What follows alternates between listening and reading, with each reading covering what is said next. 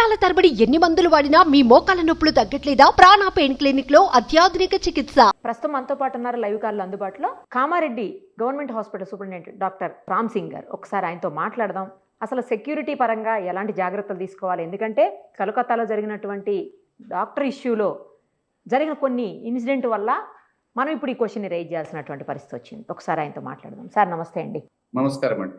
Doctor గారు, దాదాపు 36 hours పాటు డ్యూటీ చేసి ఒక డాక్టర్ 4-5 అవర్స్ రెస్ట్ తీసుకుందాం అనుకున్న సమయంలో ఇలా జరగటం అంటే ప్రాణాలు కాపాడుతున్నటువంటి డాక్టర్స్కే ప్రాణ లక్షణం లేనటువంటి స్థితి.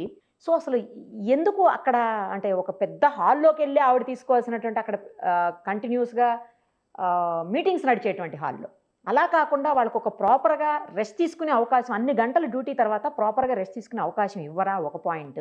ఇంకొకటి, పోస్ట్ మార్టం అనేది అసలు ఏ హాస్పిటల్స్లో చేస్తారు? అంటే చనిపోయిన అదే హాస్పిటల్లో చేయొచ్చా, లేకపోతే ఆ హాస్పిటల్లో చేయకుండా వేరే హాస్పిటల్లో పంపించాల్సిన అవసరం ఉంటుంది? ఎందుకంటే ఈ కేసులో అదే హాస్పిటల్లో పోస్ట్ మార్టం చేశారు. అలా చేసినప్పుడు నిజాలు బయటకు వచ్చే అవకాశం ఎంతవరకు ఉంటుంది? ఎస్ అమ్మా, మంచి క్వశ్చన్ అడిగారు మీరు. ఫస్ట్ క్వశ్చన్ మీరు అడిగింది ఏంటంటే వాళ్ళకు రెస్టింగ్ అవర్స్. జనరల్ గా వారు పీజీ డాక్టర్ కాబట్టి పీజీ డాక్టర్ కు 24 అవర్స్ డ్యూటీ ఉంటుందమ్మా. ఆ 24 అవర్స్ డ్యూటీలో వాళ్ళకు జనరల్ గా ఏముంటుందంటే ఒక గ్రూప్ ఆఫ్ డాక్టర్స్ ఉంటారు.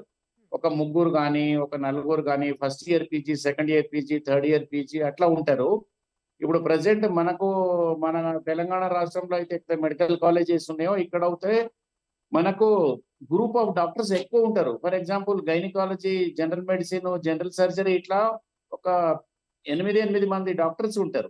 అట్లా వాళ్ళు షేర్ చేసుకుంటారు, ఒక గ్రూప్ గా మూవ్ అవుతారు, ఒక గ్రూప్ గా వర్క్ షేర్ చేసుకుంటారు. అట్లా ఉంటుంది.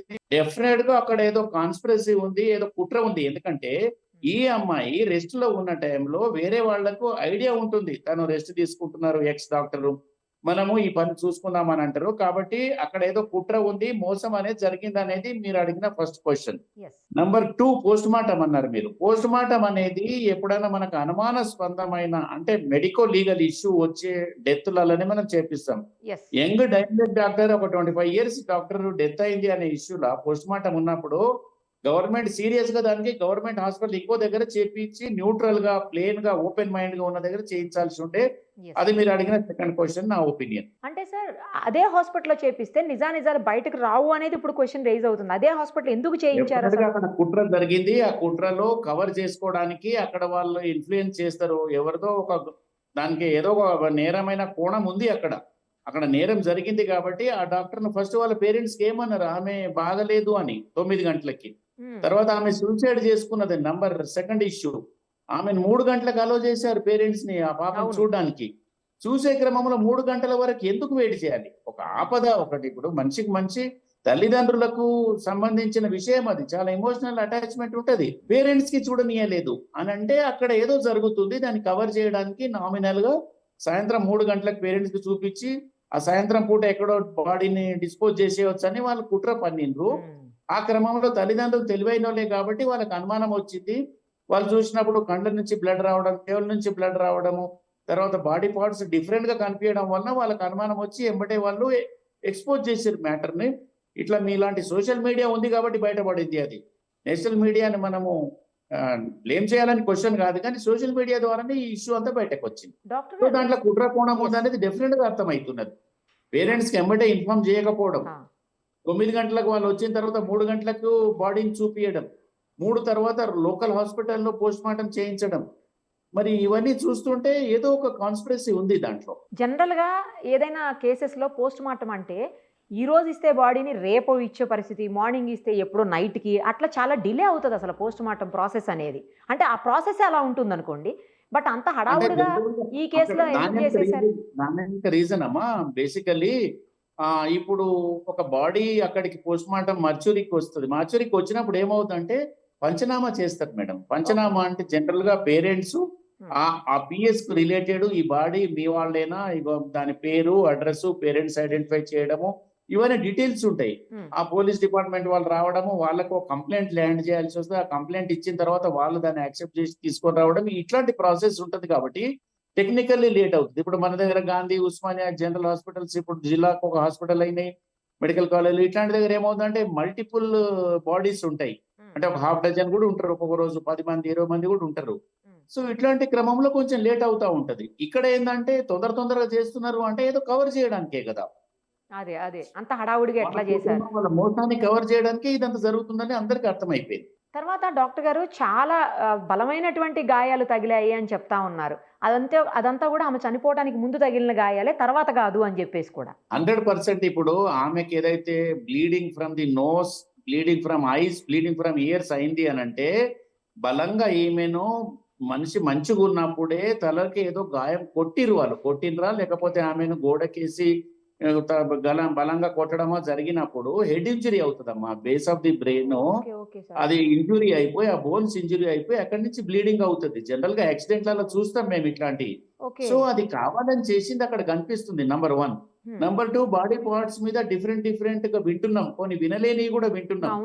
అట్లాంటి ఇప్పుడు లెగ్స్ అనేటి ఏ పార్ట్ చెయ్యరు ఎవరు. ఒక 30 degrees 40 degrees 90 degrees కాళ్ళు ఇట్లా దూరంగా విడదీసి ఉన్నాయి అని అంటే చాలా పాపం ఆ తల్లి ఎంత టార్చర్ అనుభవించిందో. అసలు ఒక్కోలే ఉండరు దాంట్లో, చాలా మంది ఉంటారేమో అనిపిస్తుంది.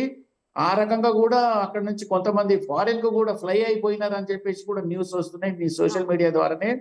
సో చాలా పెద్ద కుట్ర ఉంది. సెంట్రల్ గవర్నమెంట్ సిబిఐ కేసు అయితే పెట్టిందో వాళ్ళు డీప్ గా దీన్ని స్టడీ చేయాలి.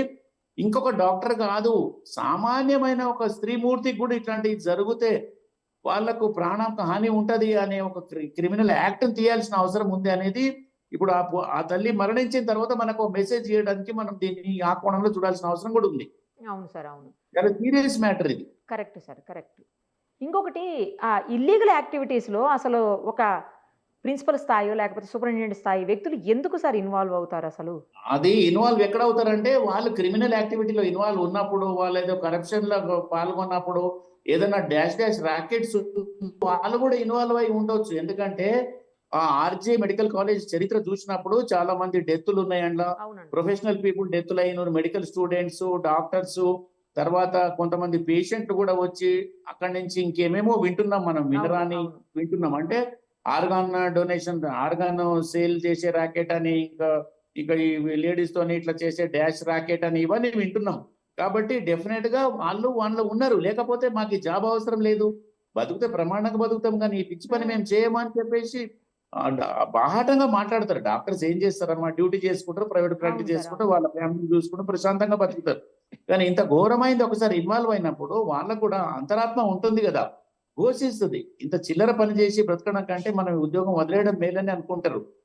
కాబట్టి అట్లా ఏదో ఉంది, వాళ్ళ ఆర్గనైజేషన్ అంతా ఉంది అని డౌట్ వస్తుంది. ఇవన్నీ ఇన్వెస్టిగేషన్ లో బయటపడతాయి అనుకోండి, బట్ టైం పడుతుంది. అంతలోపు ఒక మంచి డాక్టర్ ని కోల్పోయామా అనేది అయితే వాస్తవం.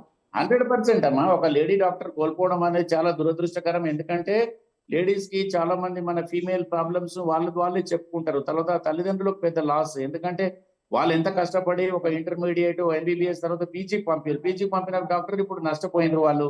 ఆ ఫ్యామిలీకి ఎంత నష్టం. ఇప్పుడు ఆ కమ్యూనిటీ కావచ్చు, ఎక్కడో రూరల్ బ్యాక్గ్రౌండ్ నుంచి వచ్చి ఉంటే రూరల్ సర్వీస్ జరుగుతుంది. ఇప్పుడు మన ఊరు కామారెడ్డి, ఇప్పుడు మన కామారెడ్డిలో పనిచేయడానికి ఇక్కడ ఉన్నాము. సో మన ఊళ్ళకి మన ఒక తృప్తి ఉంటుంది మనకి. సో ఇలాంటి ఎన్నో ఇష్యూలు అన్ని ఇప్పుడు పాపము వాళ్ళ కళలన్నీ ఫెయిల్ అయిపోయినాయి కదా. కాబట్టి మా మెడికల్ ఫ్యాటర్నిటీ అందరూ, ఐఎంఏ కావచ్చు, డాక్టర్స్ కమ్యూనిటీ అందరూ దాన్ని ఖండిస్తున్నాము. డెఫినెట్ గా వాళ్ళ మీద సీరియస్ యాక్షన్ తీసుకునే వరకు మా ఉద్యమం ఆపడలేదు.